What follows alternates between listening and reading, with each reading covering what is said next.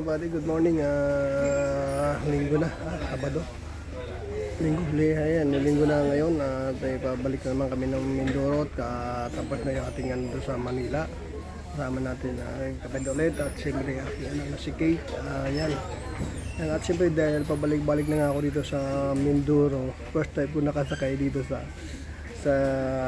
ano na to, sa may barko na to na ganito na ang ganda. Para kala mo na siya first class kasi may aircon tapos silyado yung mga nakasalamin. Kasi upuan mo, ito ang ganda ng upuan nila. Ayan, at isa pa, nakakatawa, may 7-Eleven pa rito sa loob. 7-Eleven, kaya mas marami kang mabibili kaysa sa ordinary na na ferry. Yan, ferry nga pa lang to. Yan. Order mo tayo ng pagkain natin doon sa may 7-Eleven at mukhang okay. Yan, order lang tayo na order sila ng soup. Order ako ng Jolly Hotdog. Jolly Hotdog.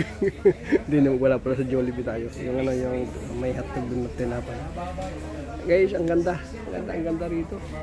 Kita nyo naman, ang ganda. At sigurado hindi rin gano'n puno ng mga pasahero rito kasi nga